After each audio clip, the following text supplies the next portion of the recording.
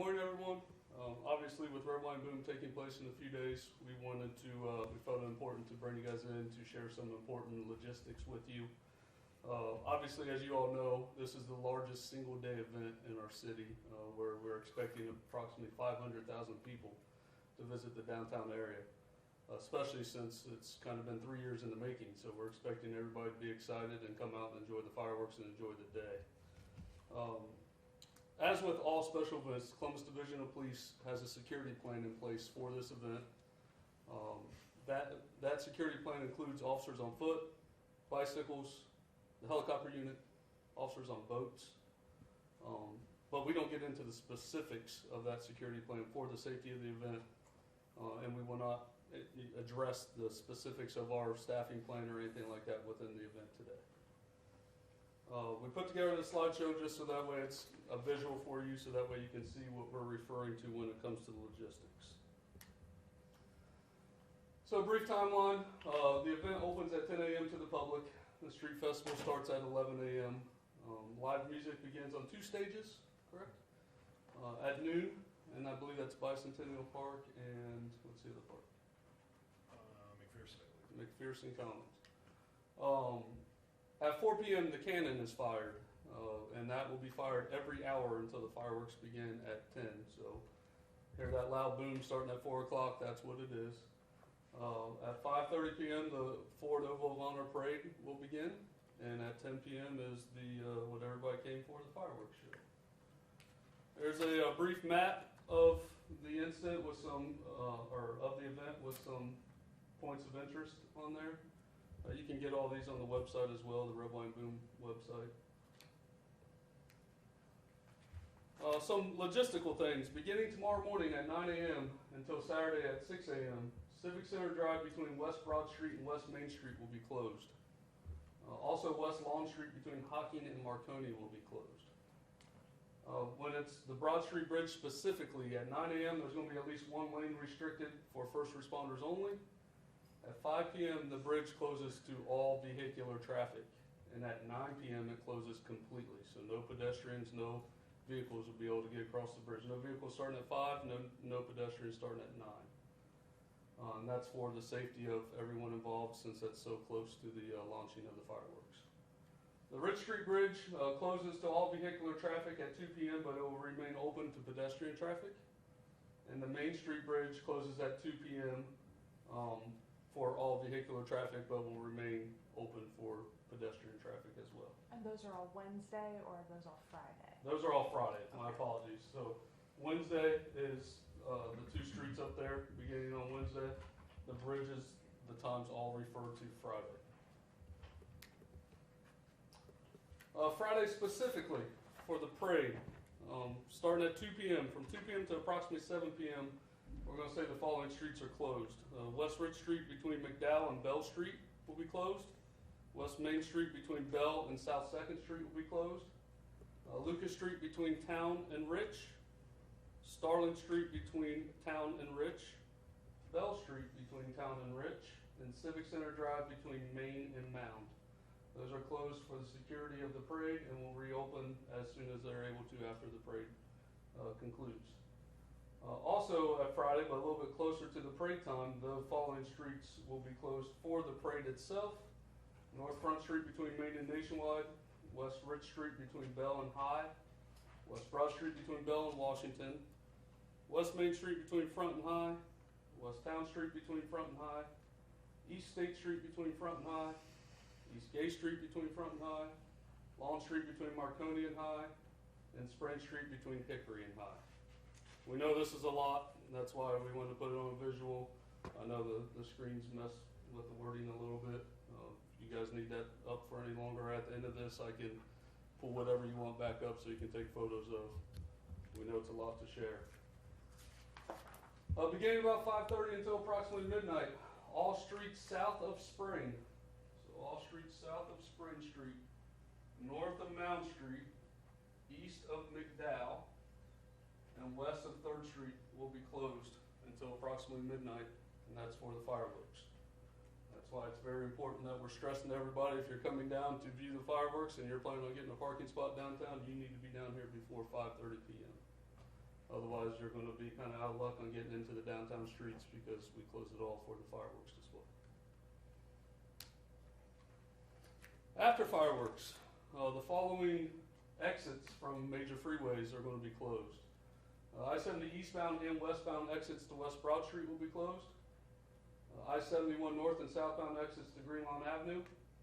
Then eastbound McKinley Avenue east of Central and northbound Souter Avenue at McKinley Avenue will all be closed, so that way we can divert traffic as quickly as possible out of the downtown area. Our goal is for people not to sit in traffic, but we ask you to please be patient because we have, if you haven't been to Red Line Boom before, you're in for a treat of the exit traffic. Everybody's sat in traffic for hours before.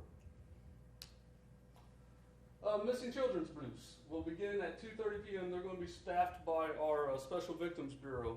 And we have 5 of them located throughout the event area. They're going to be in the red stars on the map there. One's going to be at West Lawn Street at the Norfolk Southern Railroad tracks. One's on West Street just south of Marconi Boulevard. West Broad Street and Front Street, in front of 200 Civic Center Drive, and Washington Boulevard and West Rich Street across from COSI.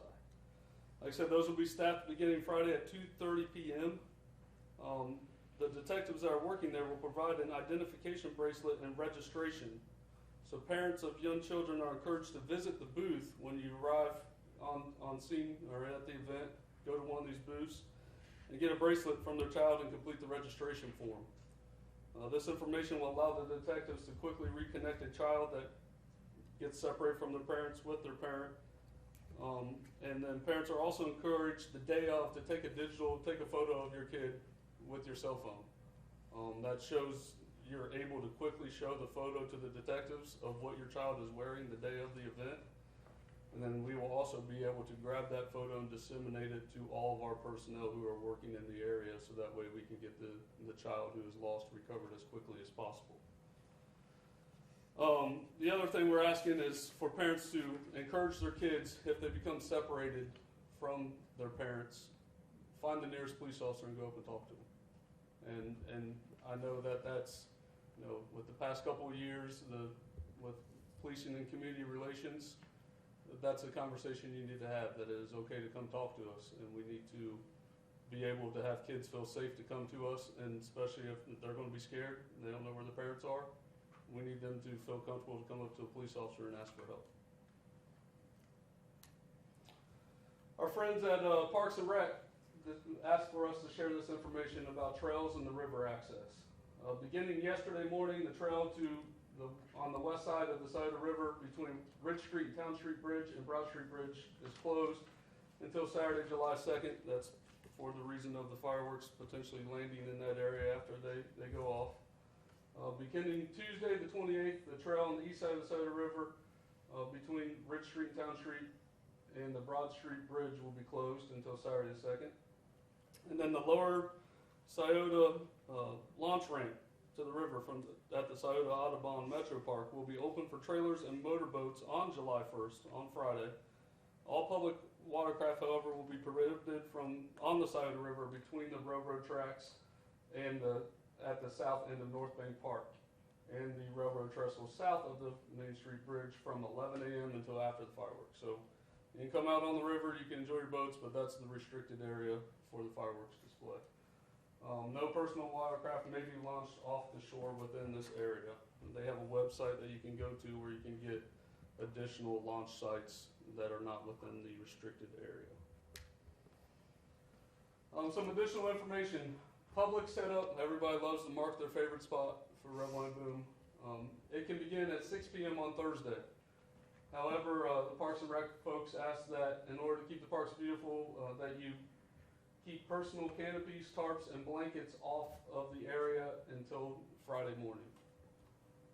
Areas should be marked with items that don't present a danger to the public, such as stakes and posts are prohibited because they pose a danger to playing children in these parks, and we don't want anybody to trip and fall Thursday evening, Friday morning. They don't want any of those marking any areas. The Scioto Mile fountain will be turned off Thursday at 6 p.m. and will not be turned back on until Saturday at 11 a.m. I believe they put fencing around it, if they normally do. Bicentennial Park restrooms will be closed on Friday.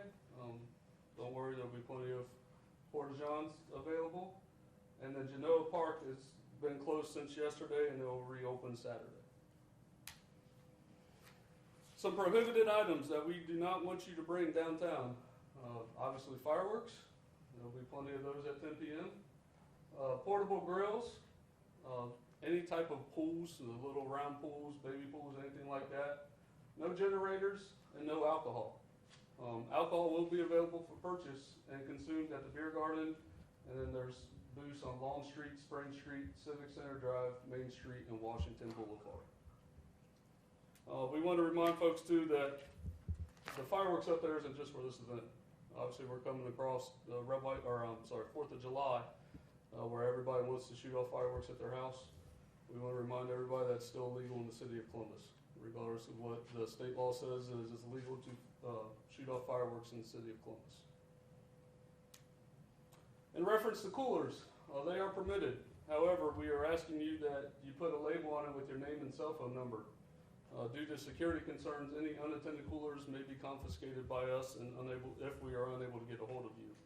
So with that being said, you put your name and your phone number on that and you walk away from your cooler sometime Friday and your phone rings and it's a number you don't recognize, we need you to answer it because it might be us calling you and saying, hey, we found a cooler with your name on it, we need you to come back to wherever that location is. Have some final things to go over. One, this is the first major event where Columbus police officers might be wearing this blue uniform. Sergeant Matt Weekly is wearing the uniform everybody is used to traditionally seeing in the city.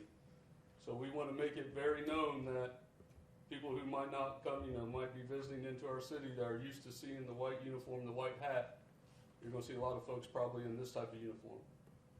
So we want to make that number one point that, hey, it's still police officers, and the back is labeled. So that way if you're walking behind one of us, you can clearly identify us.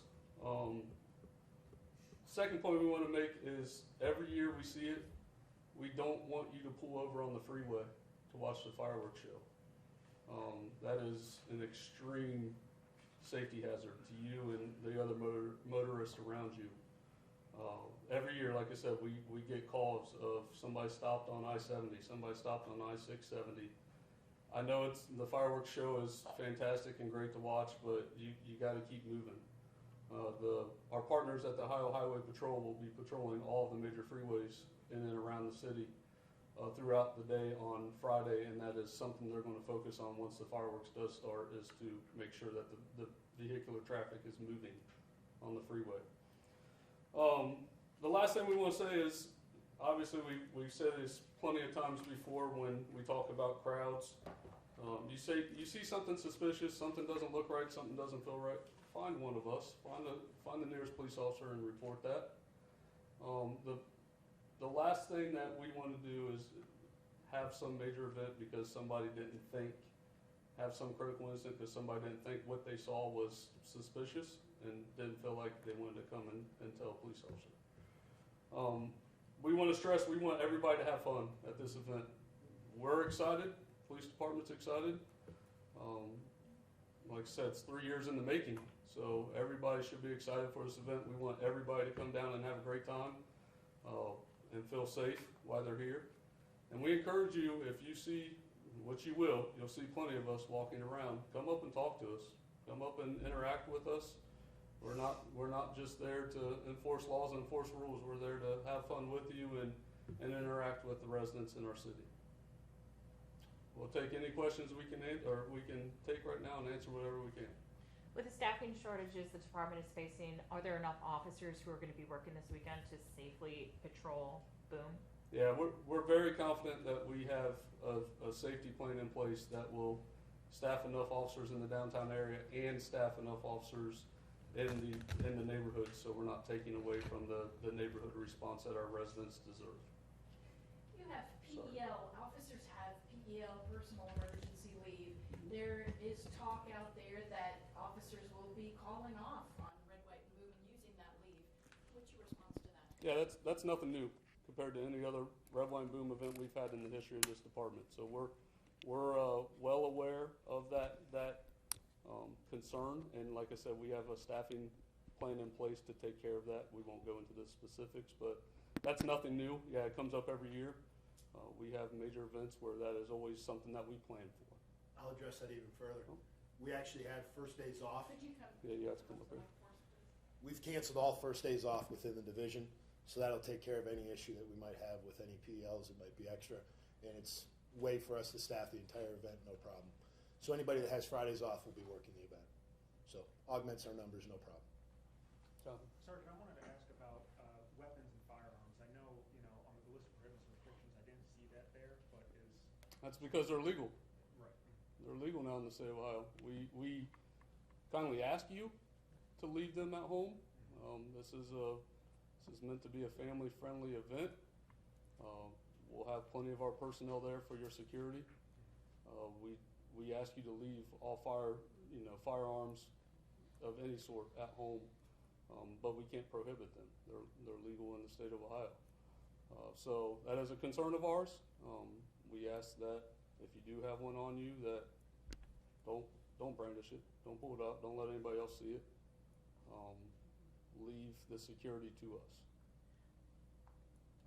With the changes in crowd control measures, how does CPD anticipate controlling the crowd if things get out Yeah, of hand? we changed our tactics from the federal court order to what we can and can't do. For instance, you probably won't see the horses too much. You'll see some of them. I know they'll be involved in the parade and some community relations stuff there. But when it comes to like an enforcement, so we have other plans in place. We've developed other strategies to help us with that. And we'll have plainclothes personnel in the crowds. We'll have all kinds of security measures in place to ensure that if something starts getting out of hand, we'll be able to safely get people out of the area and safely get to where we need to go. Anything else? Talk a little bit about, I think some people are concerned. We've seen some multiple shootings quite a bit in the city. We've seen them short north and the High Street area, at the malls, at the parks.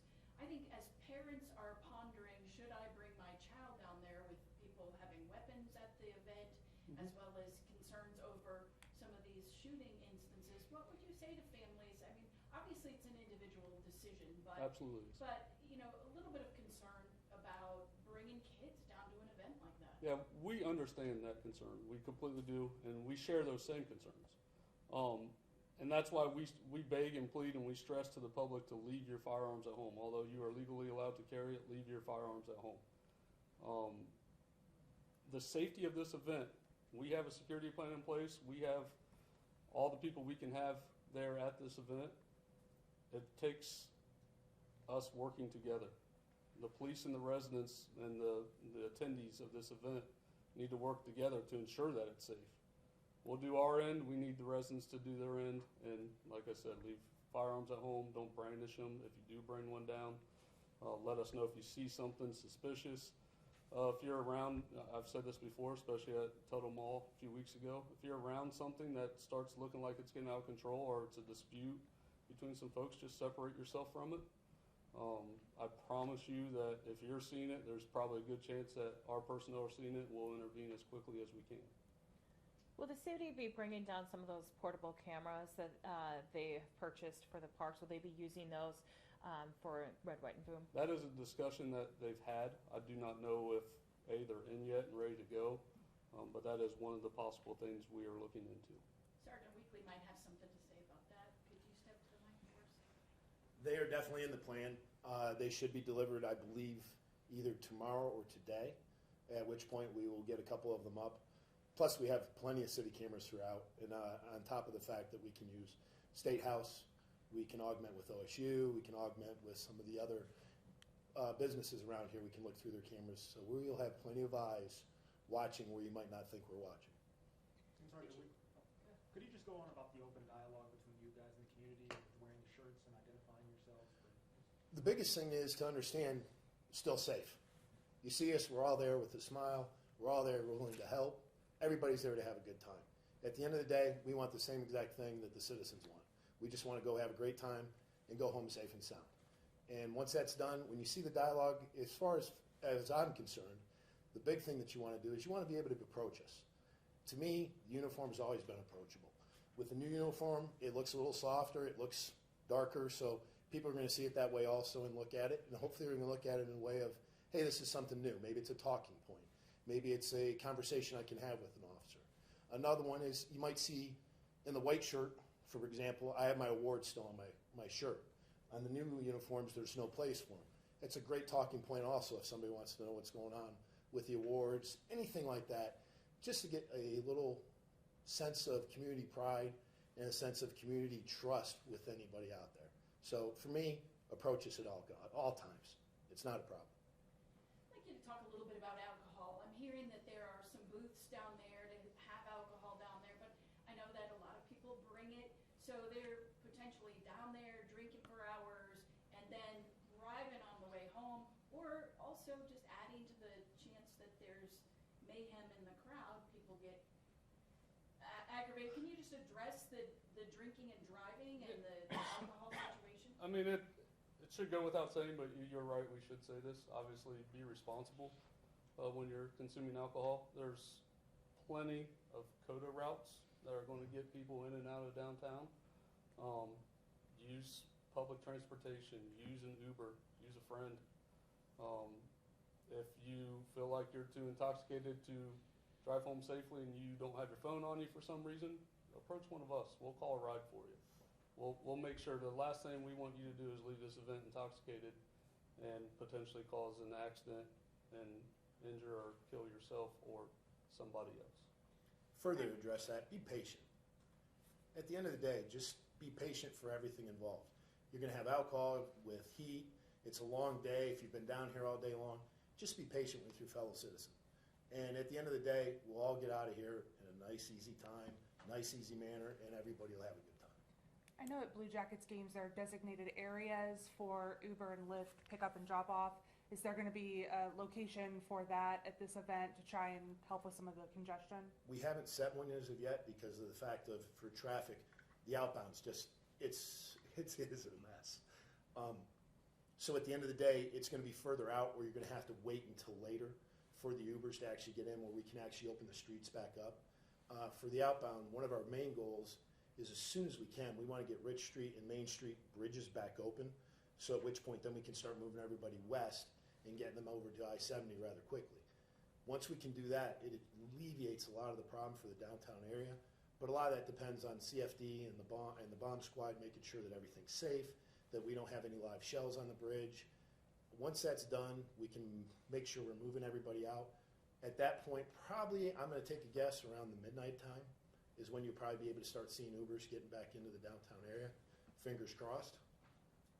Do officers feel safe going into this weekend? I mean, we've talked about public safety, but we're also concerned for officer safety as well. Yeah, I think we prepare our officers for a major event like this. We probably have quite a few officers, since we haven't had this in 3 years, that have never worked this event. But there's plenty of more senior officers who have worked multiple events like this. We bring our personnel in, we hold our information roll call with them. They're given designated areas to work. I don't think that's not a concern I've heard from internally from our personnel. I've got a question about Yes, this. sir. It may sound silly about the uniform. I'm a little confused. Are you going to see both types of uniforms? You or will. just the You uniform will. of the day, So- or what? So eventually all sergeants and officers will be required to wear a blue uniform. There's different variations of that blue uniform, but it looks very similar to this. Not everybody has received them, so you're still going to see personnel in the white uniform as well. So that's why we want to make it very known. Like I said, this is the first time we've had this event when we've had two different uniforms. Everybody's used to seeing the white hats and white shirts, and we want to make sure that people still know that they can approach us in the blue shirts and either a ball cap or no cap even, and come up and talk to us. And the reason behind that is Columbus Tent and Awning still can't make a blue jersey or blue shirt for me yet. That's why you don't see me in the blues. Well, you're probably not in a big hurry to get one. To be honest, I'm a historical buff. I tend to like the white shirt, but I completely understand the change and accept it, no problem. You you addressed it briefly in your remarks, but Mhm. talk to the neighborhoods who are not downtown. I think a lot of concerns in our outlying neighborhoods, are we going to be left uncovered while so much focus is downtown? Talk about Yeah, that. this is no different than, like I said, any other major event, a nighttime football game, for instance. We pull a lot of our personnel to go in that area, but we ensure that we do not leave staffing in our neighborhoods unsafe. I'll leave it at that. That's for the residents, right? We want to have as much officers working the street as we can, and that's for our own personnel, right? We don't want to leave one or two officers to work a neighborhood by themselves because that's not safe for the residents and or our personnel. So our staffing plan ensures that there's adequate coverage for both the neighborhoods and for the downtown event. And I'll take that a step further in the fact that in order to combat that and make it easier on everybody, our first shift officers will work a 12-hour shift. So they'll come in at either at 6 a.m., work till 6 p.m., or 7 a.m. and work until 7 p.m. And then our third shift officers will do the 6 p.m. to 6 a.m. and 7 a.m. to 7 p.m. So all of B Company is down in the event, and the streets don't see a difference in the response, don't see a difference in any of the police patrols that'll be out there on July 1st. The same amount of cruisers will be in the neighborhoods that are out there on June 30th. I'll put it that way. The same amount of cruisers that you see driving around the Near East Side, the Hilltop, all Linden, all those areas, it's going to be the same amount of cruisers they'll see all day long on Friday. Again, you briefly addressed it, but what's your message to people in the city, again, back out into those neighborhoods, maybe people who aren't coming downtown, but now they have fireworks? Yep, and that's why we want to make it a reminder to them that it's still legal in the city of Illegal Columbus. or Illegal. legal? Illegal. It is not legal to shoot off fireworks in the city of Columbus. That's why we want to put that reminder out there. We're realists. We know that we're still going to see them all weekend long. Just know that if the police see you, Columbus Fire has detectives that will be working throughout the weekend. You could potentially get cited for it. What's the penalty? I do not have the specifics of what the penalty is, but I know it's a citation that you would receive, and we would confiscate all the fireworks that you have. ShotSpotter's typically pretty good about identifying fireworks versus gunshots. Yep. How concerned are you about celebratory gunfire? So we actually just received some info from ShotSpotter this morning that said that they're going to, on their end, staff as much as they can on their end to discern that, to discern everybody. Every year we get phone calls of, hey, there's shots fired in this area, and officers will get there and see the fireworks going off. Obviously that's a concern, and if you're not sure, if you hear it and you look out and you don't see anything, we'd rather you err on the side of caution and call us. It's nothing for us to drive to the area and see its fireworks and talk to the people shooting off the fireworks versus you not calling us and somebody potentially is hurt, needing medical attention because it was a gunshot and not a firework, and you felt like, oh, it's just fireworks, I'm not going to call. If you hear something and you look out and you don't see fireworks anywhere in the area, by all means call us. We'll go out to the scene and see. We'd much rather show up and do what we're trained to do and not be needed than not show up and be needed. Will officers be paid double time for working this event? Some will. If they're working their second day off, they will be. The rest of them will make the customary time and a half for working overtime. The majority of our personnel will be working overtime, whether it be a 12-hour shift or, like Sergeant Weekly said, some people are working their days off. That's either it's been mandated. We actually have personnel who have volunteered to work their days off, and that's because everybody has a joint interest in this event being safe. It's not, we're not just up here giving you words. We truly want this to be a safe, fun event for everybody in the city of Columbus. And that's ourselves included. We enjoy it, like I said before. I have plenty of officers that come up to me throughout the year and say, man, I love walking around Barrel and Boom. I think a few years ago we did a dance competition with residents throughout the city. You might see something like that again on Friday. We love interacting with the community. This is our single day largest event and where we can interact with the most folks in one day, and that's why we're excited, but I want to make sure that everybody wants to make sure it's the safest event possible. And that's where I say it's a team effort. It's the residents and us coming together to make sure we have this go off without a hitch. And I will not be dancing, however. I have to sign some autographs afterwards. I was gonna ask. Now, Joe, Sergeant Halber's here. He's lighting the we feet. have He might some be able we to. have some famous dancing folks that can probably make that happen. It will not be myself or Sergeant Weekly. Could you address drones for us? I know a lot of people have those drones. Can they be at Red, White, and Blue? Yeah, that's all What are the yours. rules? All right. The drones are a very, very touchy subject. It's very simple. No drones. We can't have them. FAA will not allow them. You have to have a special certificate to actually be able to fly them. If we do find the drone operator, we will have them bring the drone down. They will take their information down. They will send it to the FAA, and they will get a hefty fine out of it. So the reason being is if that drone happens to go offline, goes haywire, last thing in the world is we want that flying into a crowd. Those blades move well over 150 miles an hour. We don't want them cutting anybody. We don't want them hurting anybody. So at the end of the day, no drones whatsoever. Have you talked to the FAA about setting up a TFR for that area? We have, and that's already in place.